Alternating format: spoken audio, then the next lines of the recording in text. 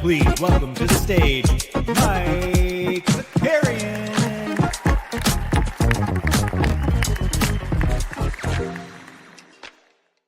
Good morning. What's going on, everybody? Welcome back to the NBA bit. We finally got a little taste of that sweet, sweet playoff last night. You can hear it in my voice. We stayed up too late. We were yelling at people at trivia, and then we stayed up. We watched the entirety of the Memphis Grizzlies and Golden State Warriors. But if I knew the officials were just going to blow the whistle harder than insert joke here, I probably would have just gone to bed. Good Lord. Who do we got in the chat this morning? The Comm Man. Happy birthday to Kareem and Wendell Carter Jr. Love to see it. DJP in the chat. Good to see it. Good to see it. Just a couple of updates here for the viewers. We have the 89 Cavs. You might have already seen it on the channel or saw the update, but the Cavs are back at noon Eastern. And if you're looking for some breakdown of tonight's SORARE daily slate, go check out the video we dropped. I believe that was yesterday, right? Yesterday afternoon on Elite Fantasy Hoops that we broke everything down, both last night's games and tonight's game in the second video. So you can just scrub ahead for a little bit. And yeah, jump in the splash streets if you're not in there. Boston Bay said he had another L. I saw you up atop the leaderboard there for a while because you stacked the first game. We snuck in there. We got a fun Splash Sports announcement, actually. We're doing, so normally we do like a $5 3-entry max contest, and we cap it at 100 people. We're going to be doing, for Saturday, the first playoff game, for the first like full day of the playoffs, we're going to be doing a $10 entry tournament. And Splash Sports is guaranteeing a $500 prize pool. So if we get more than 50 people in it, it'll be higher. But if we have less, you get some overlay. So hopefully we fill that bad boy up and we can continue to partner up with them. But they've been liking the work we've been doing.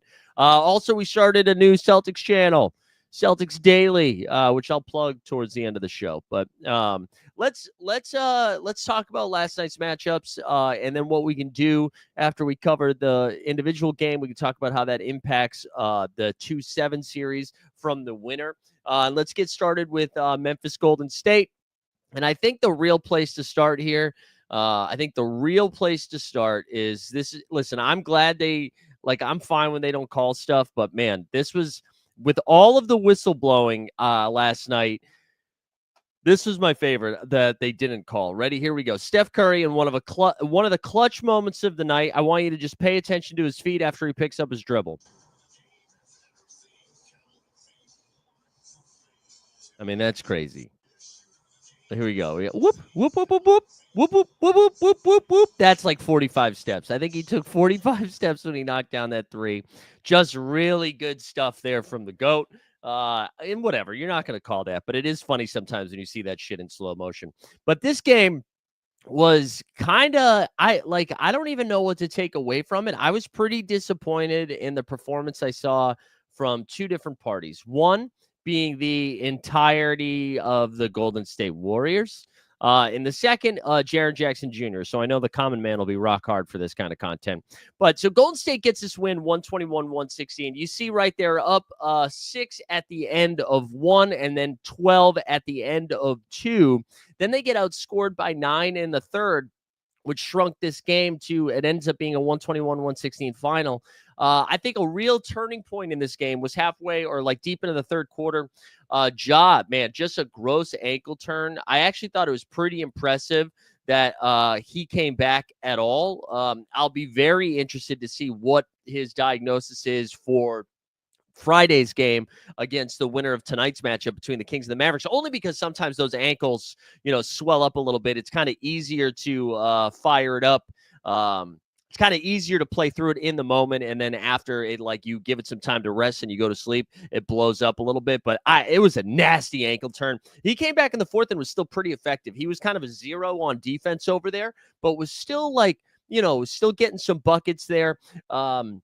Stubbs in the chat. Let's go. We're not doing a Bucks channel, Snoop and Lube. Nice try. But just like to run off some stats here quickly. So Zach Edey was kind of interesting in this game because it felt like he was overwhelmed at times, had some dumb turnovers, but then really controlled the boards there, especially because Jaren Jackson only got 6. He finished the game with 14 and 17.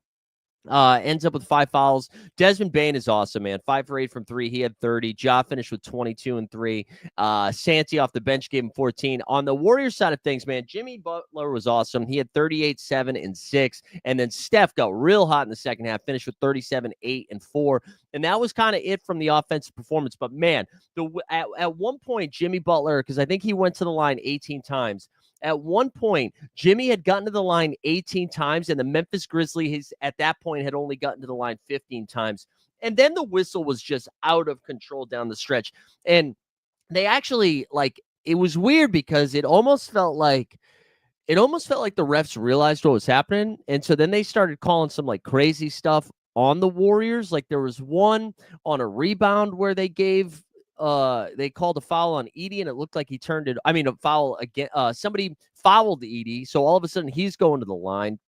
And then they had, what was the other one? Oh, Scottie Pippen Jr. he got clearly blocked by Podziemski on a breakaway that ends up sending him to the line. It was just really brutal officiating, kind of killed the vibe of it. But it's weird. I'm trying not to ding the Warriors for winning this game, but they had so many advantages here and just kind of threw the game away almost. They let Memphis hang around even when Ja went out. And the fact that what did they get? 75 points combined between two of their players and still only get a 5-point victory here. This should not have been close. I mean, Memphis did not play defense at all in this game. And somehow Memphis still hung around. And honestly, give Memphis credit a little bit. They could have rolled over and died in this one, and they hung tough for as long as they could.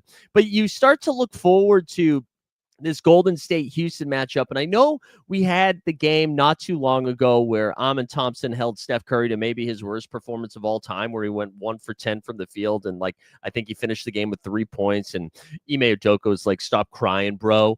But I think the double big that we saw Memphis roll out, really gave Golden State problems. Jaren Jackson Jr. and Edey together really they controlled the glass. What was the final rebound total here? Memphis corralled a total of 50 boards compared to Golden State, who only got 39. Now you look at what the next series could look like, and it's Steven Adams, who's been playing much better as of late. And the one thing Steven Adams does is rebound the hell out of the ball. They can roll out Steven Adams along with Alpi Sengun, Amin Thompson, Jalen Green, Fred VanVleet, right? They're just going to control the boards. And I know Vegas has come out and said, hey, listen, you know who the favorite is? The Golden State Warriors, and it's not close. The Warriors are minus 200 favorites, or at least they were last night before I went to bed on this series. And I don't know, man. From what I saw last night with Golden State, I feel like they're yes, of course, they're the wily vets. You have Jimmy Butler, you have Steph Curry. But outside of that, man, they're relying a lot on Quentin Post. And I don't want to go full Weisberg here. How is Kuminga not getting into this rotation at all? Like I'm truly baffled at how they're handling Jonathan Kuminga. And I understand that they're like, oh, it's a little redundancy between Kuminga and Jimmy Butler. That's fine. Jimmy Butler's not playing the whole game, man. Like, let's look at the bench minutes here. Looney played 10 minutes off the bench. You had Guy Santos got 6, Post played 22, and Peyton played 20. Even Buddy Hield held the 12 minutes. So basically, their 7-man rotation. They're starting 5 of Moody, Pajemski, Curry, Butler, Draymond. I got no problem with that. Post at 22, and Post honestly played pretty well. Peyton played 20. I just don't know how Kuminga's not getting in. Kuminga's basically the same guy now as Pat Spencer, Kevin Knox, Trace Jackson Davis, and Braxton Key. Never heard Braxton Key's name before in my life. I don't know. I don't know. I don't know what they're doing. And I mean, I thought this type of matchup where like you just need some physicality, some energy, some offensive boost off the bench against a team that doesn't play defense in the Grizzlies. It feels like Kuminga would be that guy, right? And for him to not even touch the court, I don't know. You fast forward to this Houston series. This is their playoff rotation. So it's not like if Kuminga didn't play last night, we know he didn't play against the Clippers. He didn't play last night. Kuminga's not playing again, probably for the Golden State Warriors, right? He's probably never playing again for them. He will be on a different team next season. So like, I don't know. I kind of like Houston in this matchup. And at the beginning, when the after Sunday night, my lean was Golden State beats Memphis, and then they take Houston. And I was like, I think I'm going to take Golden State over Houston. Listen, we could get into 4-point games, 2-possession games down the stretch of every single one of these 7-game series against the Rockets, and maybe Golden State prevails because they have Steph and Jimmy. They have guys that can get buckets versus Houston, who have not been in this situation before. I kind of think Houston can lock these guys up. And I like if they go back to the Bay Area down 2-0, I don't know. Could they fold?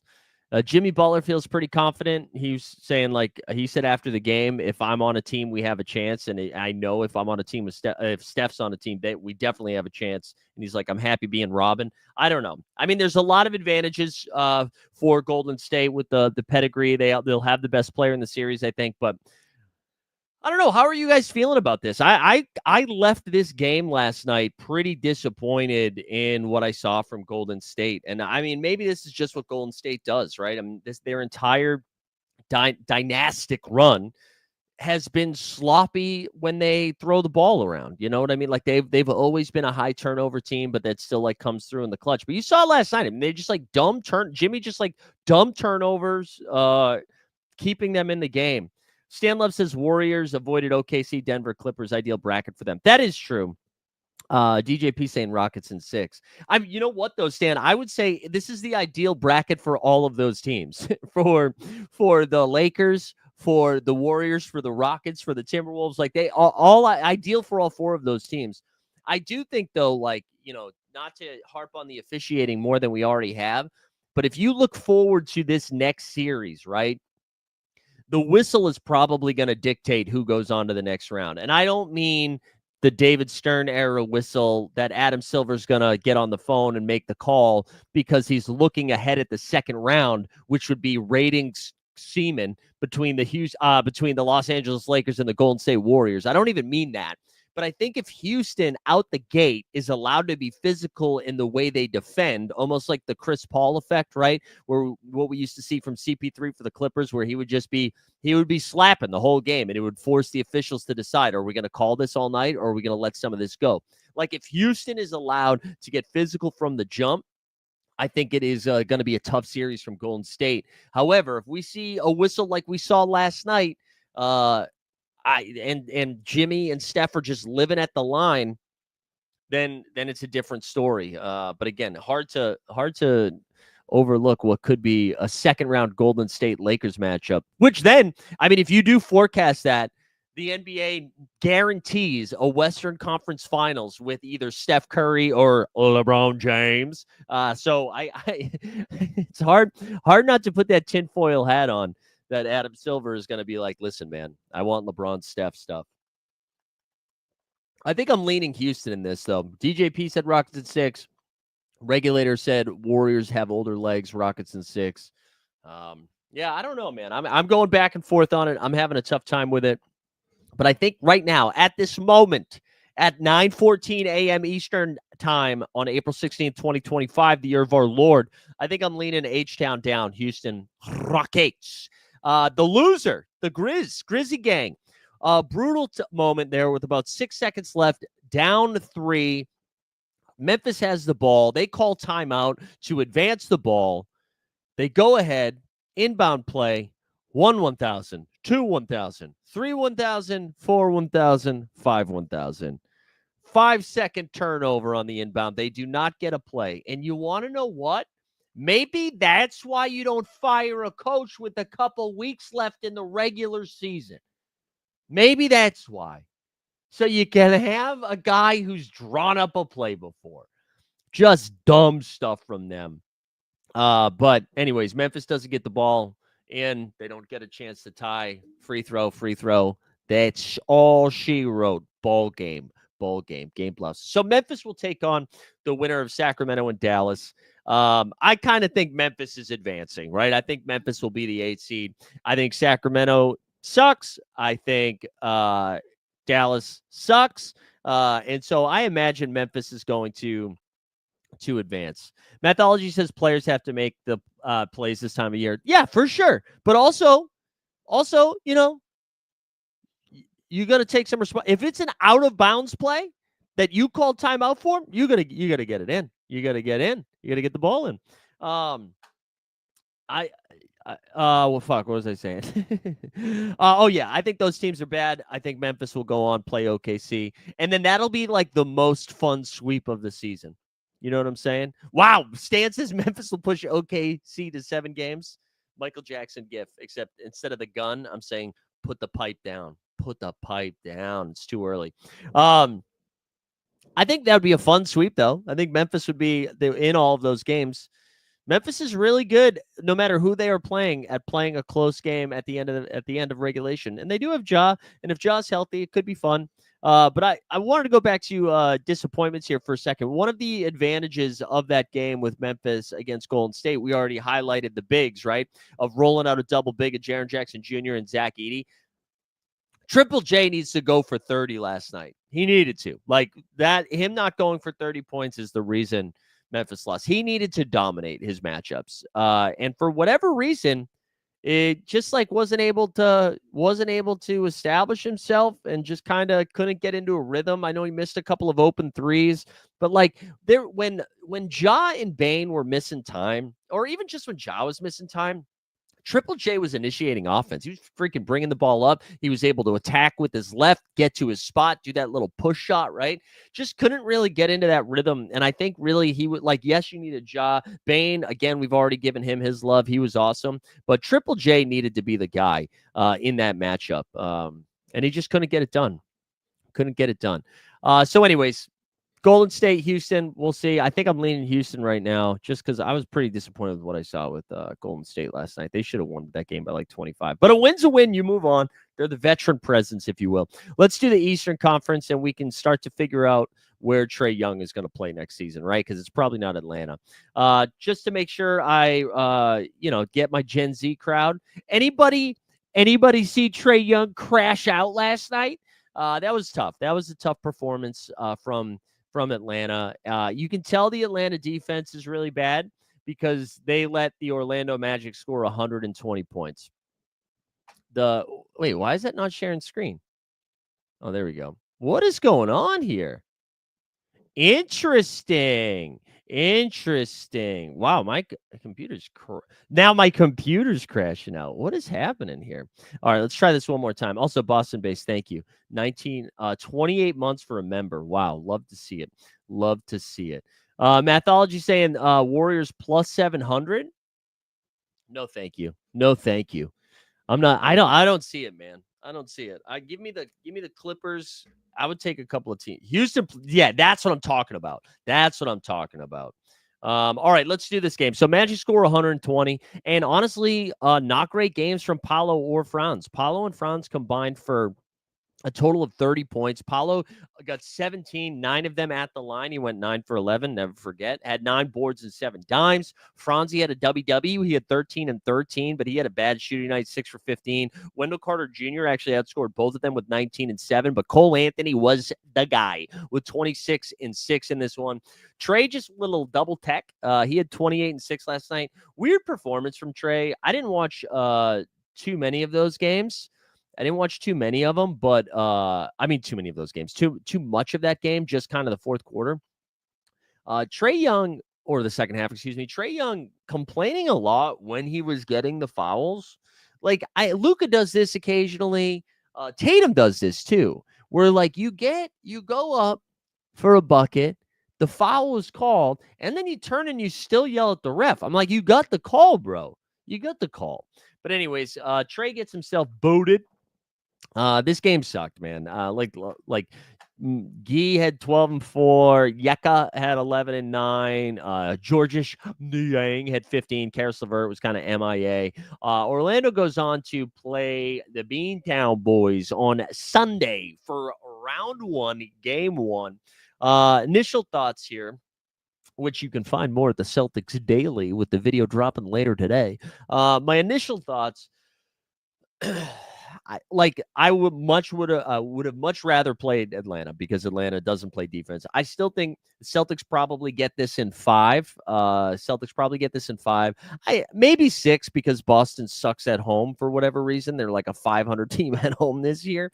So I could think about that. I could see that happening. But like, you look at last night's performance where the Magic put up 120 and it was Cole Anthony who dropped like the high scoring, that you're not going to see that against Boston, right? The advantage that the Magic will have are the wings, and it's Paolo and Franz, and they're going to have to do most of the damage because the defensive matchups because you probably had Dyson Daniels on one of those wings last night. The defensive matchup that you're going to see from Boston is like, Derek White and Drew Holiday, they took his cast off his little mallet finger yesterday, although I think he's still going to play with a protective thing on in the games. But like that matchup, like is going to just smoke them, right? That's just going to like White and Holiday will absolutely lock up all of Cole Anthony. Corey Joseph starts for this Orlando Magic team. All right. Some of you might be Googling who is Corey Joseph right now. Anthony Black, I think, is probably their best guard that they'll throw out there. But again, not from the offensive side of things, more from the defensive side of things. And Wendell Carter Jr., Gogo Batadze, that's not going to do anything to the Celtics. So, and the Celtics also defend bigs well. But the one kind of wrinkle I could see Orlando throwing in there. So Jonathan Isaac played 18 minutes last night. I wonder if they try to play a little bit smaller and throw Isaac at the 5 with Paolo and Franz, and then like Anthony Black and Cole Anthony, something like that. I don't know. Obviously KCP will be out there shooting some threes, but he hasn't been solid. So. And like Cole Anthony might have a game. And again, I think Orlando is tough. I bet these games are, pretty close as we enter the fourth quarter. But again, I think I would pick Celtics in 5. I think I would do Celtics in 5 in this one. I just don't see like even if Franz and Paolo combine for like 55 points a game, I don't know where they're getting the rest of their offense. And like, yes, the Magic scored 120 last night, but this is not the same. Boston actually plays defense. So I think they should make relatively quick work. And that's no disrespect to Orlando. I think maybe this is a different series. Honestly, if Jalen Suggs is playing on this team, they're probably not in the 7 seed, right? So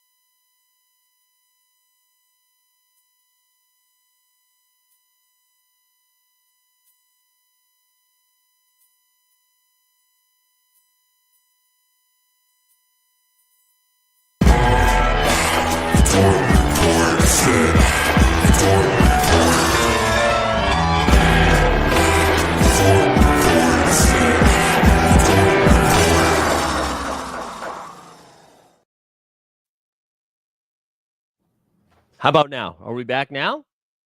Thumbs up? Still nothing? How about now? We're back? Oh, we're back. We're so back, baby. We're so back. You know what we did? We treated it like Nintendo. Plugged it, unplugged the mic, plugged it back in. God, let's go. Blowing that like the referees last night. Oh man, that was nervous. Okay, the other thing I wanted to just chat about a little bit here. Do you guys think Atlanta moves off Trae Young this season? I know that like Atlanta were dogs in this game anyways, but there was something about the way that he was like, F this, I'm taking my ball and going home. He literally almost like took the ball and went home, which was just a weird way to get thrown out of the game. So yeah, I don't know. I don't know if Trae's still there. I kind of am really looking forward to. I hope Chicago honestly, even if Miami beats Chicago, I'm looking forward to that game. But like that second matchup, whoever wins tonight taking on Atlanta, I'm curious if Atlanta is full waving the flag and they're done. So I don't know. Atlanta's another team. Their offseason will be pretty interesting what they do prior to the draft. I don't believe they have their first round pick, right? I don't think they control it because from the Dyson Daniels trade, I forget who has it. Is it the Spurs who have it? I forget. Somebody has their first round pick, but unless they traded back for it, I can't remember. Hawks will trade for Zion. You think so, regulator? That's a spicy one. Spurs have the pick. Okay, thank you. Mathology says, I'm curious about your thoughts on the dance. Grab Franz and Wagner for an advance rate piece with OKC and Cleveland. Yeah, I think that's fine. They're probably the cheapest version of an advance rate right now. I mean, you could gamble on one of these other 9-10 teams, but I don't think it's worth it at this point.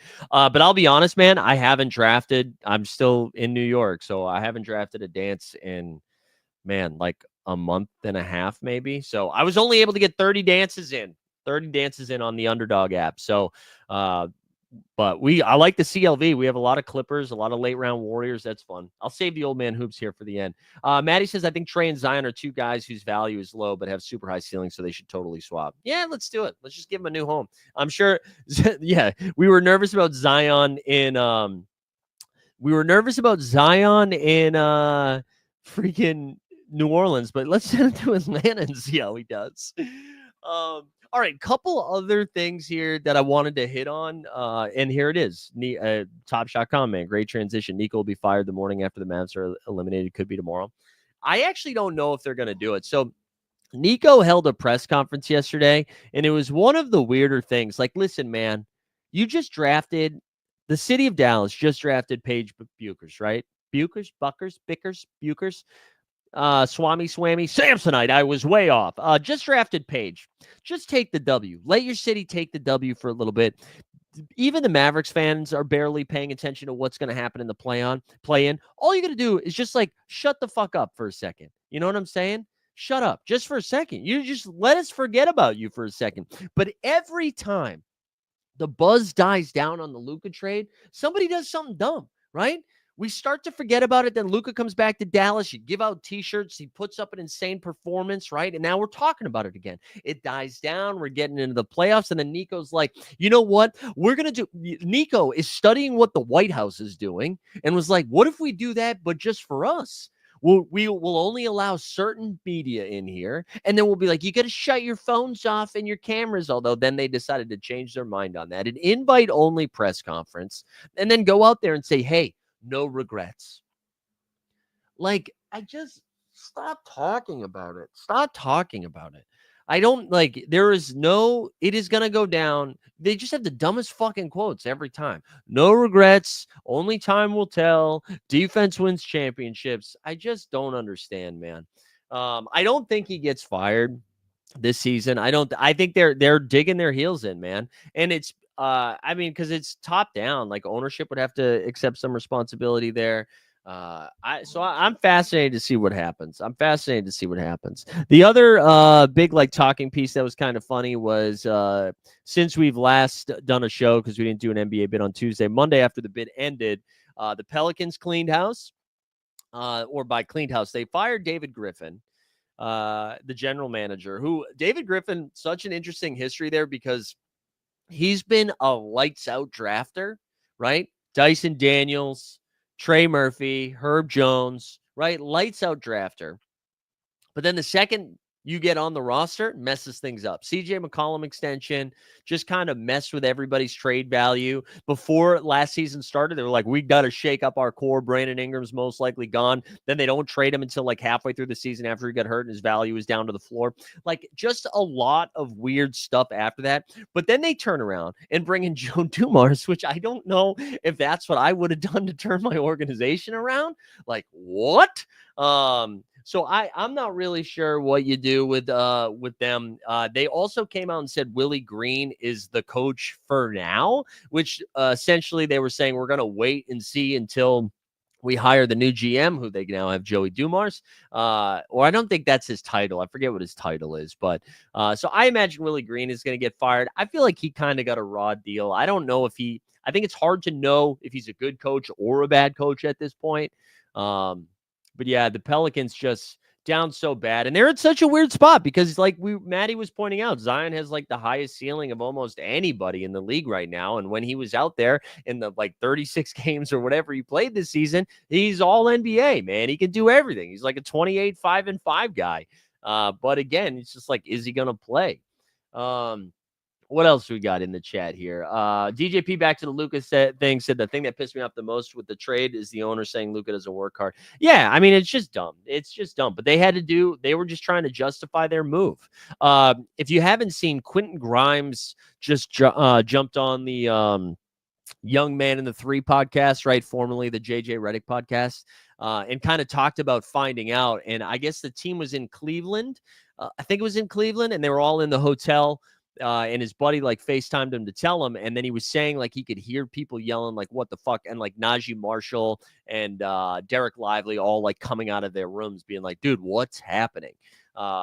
Again, everybody thought it was dumb. Nobody thought that was a good idea. Before the fact, after the fact, just the dumbest thing ever.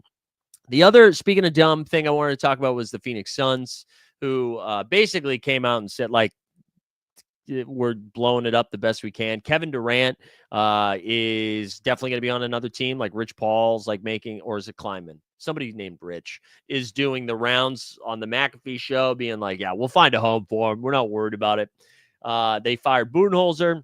Some crazy quotes after that about how he lost the room. But my favorite is, right, the quote that came out that was like, hey, and this came out earlier, that Devin Booker was told to like pipe down a little bit, and that like lost the room. That makes sense. Okay. Kevin Durant getting pissed off because they didn't tell him he was going to potentially be traded, and then like being like, I didn't want to be traded. Like that makes sense. Bradley Beal is on that Stan Loves put the pipe down energy. Budenholzer wanted Bradley Beal to be his Drew Holiday, and somehow Bradley Beal took offense to that because Bradley Beal has only played like good offensive numbers on shit teams. All right. The closest he got was like a first round run with the Wizards, right? Shout out Bradley Beal and John Wall. I love the idea of being compared to a guy you need to win championships, or the guy you need to have to win championships, and being like, how dare you? How dare you compare me to a winner? I am a loser. And I think that's what makes Bradley Beal different. And again, Bradley Beal won't get into the Hall of Fame. His agent should get into the Hall of Fame, though.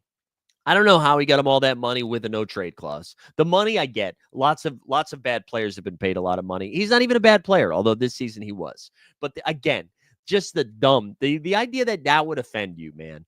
The idea that would offend you is hilarious. And the best part is the only way they can get rid of him is if they buy him out, which is very expensive. It's just not happening. And so poor Devin Booker, man, who wants to be a Phoenix Sun for life, I believe has now had 8 coaches in 11 seasons. Like, they go one finals run. The second they get there, they blow it up, right? They send 8 into Portland, fucking Bridges and 155 picks to Brooklyn. It's just a dumpster fire, man. And I don't know what they do. Like, I don't think there is a move they can make to all of a sudden spin it back up. You know what I mean? Like, you're not going to get like good value for Kevin Durant at this point. He's my age, essentially, coming off like a injury, not injury riddled, but like he gets hurt now, and he's still awesome. But like, even if you're Houston, And like Houston, you don't have to give up what like you think, like Devin Booker, right? If you trade Devin Booker, who's like still in his prime, he's young, right? Then like, yes, you need picks and players and all this stuff to make it work. Kevin Durant, you can't. And the other problem they run into is the second apron. So they can only get like the money has to add up perfectly. And I don't think a bunch of players can. Kevin Durant's basically going to be sold for peanuts, is what's going to happen. No, I know, Common Man, you would like to blame Devin Booker. No, you can't. This is like, I actually don't think Kevin Durant should get any blame. I don't think Devin Booker should get any blame. Dude, they traded for Nick Richards, and we were like, let's fucking go. You can't pay three guys that amount of money, right? They were paid $50 million for a guy to come off the bench and average like 18 in Bradley Beal, right? I'm not blaming KD and Book for this. Maybe you could say they should have exemplified better leadership. I'll have that conversation. But they saw everybody like Tyus Jones is a good signing for how much he cost, but it never made sense. It never made sense. And we said this on this show last offseason. Like, what are you going to do? You're going to start Tyus Jones, Booker, and Bradley Beal all together? Who the fuck's going to play defense? And then they were asking Yusuf Nurkic to be good, which he hadn't done in forever. And now we're like, man, I hope Grayson Allen and Royce O'Neal and like Bol, like that roster construction never made sense. They weren't potent enough as an offense to make up for their lack of defense. And it was cookies. It was over before it even started. I think if Phoenix is actually going to like try to get some value back to rebuild, they have to move off Booker. And I don't think they will do that because Booker, I think, can actually bring back some assets. And I don't think KD can. You'll get like a protected first maybe and some whatever. I don't know. Yeah, Tyus Jones took a pay cut and then lost his starting job, man. Lost his starting job. So anyways, that's that. I'm sure we'll have more offseason fallout stuff as we get closer. Like if Memphis somehow loses Memphis will get some stuff in the offseason anyways. But if Memphis loses this 9-10 or the winner of the 9-10 matchup on Friday, I feel like we'll get some info like right after. I also had a dream Jaren Jackson Jr. was traded to the Lakers. I woke up like 2 days ago thinking that. Isn't that wild? All right, I think that's it. Was there any other like news related stuff that we missed? I know people were asking for Old Man Hoops updates. Listen, the gods are 2-0 to start the new season. All right. We came back last season, only won 3 games the entire time. Went like 3-8. All right. 3-8. I think it was. We're now 2-0, and we beat 2 of the best teams in the league last season. We've had some on-court acquisitions. All right. Halfway through the season, last season we acquired a guy named Gene, who basically, it was like when D'Angelo Russell was traded for Mike Conley or something. When Mike Conley showed up to the Wolves, that was Gene showing up. Just a point guard that's super in charge. It's great. We immediately became better. And then he brought on his boy Dre, and we got another guy who you guys call James Harden. And then we have another guy, Todd, who joined the team. And I went from, and we're good now. We're good. We're 2-0. Well, I think we're actually going to like at least make the playoffs. We'll make a run. But however, for those asking, is Zakarian going to win the 3-point contest this year or the 3-point leader? We went from a Tyler Hero role to a Duncan Robinson role. All right. Because we got a lot better, and I'm fine with that. I would rather play competitive basketball, but we're out there. We're probably taking like, I don't know. We had 5 points in our most recent game, went 1 for 3 from 3 and then busted a guy's ass off the durable. But we're definitely not getting MVP. I'm now like the third banana on this team, but we're good and it's fun. I love it. We also have more guys. Like I was playing like 95% of the game last season, and now I'm playing like 80% of the game. So I'm getting a little bit more rest, which honestly I love because I was dead. But that's Old Man Hoops update. It's gonna be fun. We're not talking about Seussible, Snoopaloop. I will come find you. We're not talking about Seussible. I changed from Bradley Beal to Drew Holiday. There you go. Bradley Beal. There's some inspiration for you. Do what Zakarian did. You hit a game winner last night, Mathology? Let's go. Yeah, give me the Real Madrid. Give me Real Madrid tonight. I'm going to actually, I can't share a link for Splash Sports, but go join the Splash Sports contest. Let's go see. We're only I changed it in honor of our guy Sneeps because we only have 2 games. We're only doing 4-man 4 tiers in our Splash Sports contest because It's too many. So let's go see what we got. You had 2 parlays last, dude. Everybody, the W's are in the chat, huh? I didn't win shit last night. Actually, that's not true. I think I broke even on Splash Sports last night. I mentioned this at the top of the show, though. We're gonna have we're gonna have a Splash Sports. Let's see, is it in the lobby already? We're gonna have one of these banners, I think, for an NBA contest for this weekend with a guaranteed prize pool. But anyways, this is Tier 1 today. Tier 1, you got Sabone, Giddey, Vucci, Main, AD, Bam, Levine, Hero, DeRozan. I think you can immediately scratch off Levine and DeRozan. I think Sabonis and Giddey will be the 2 most popular. I'm curious, though, if you think AD's off the leash tonight against the Sacramento defense, maybe you fire up a little AD.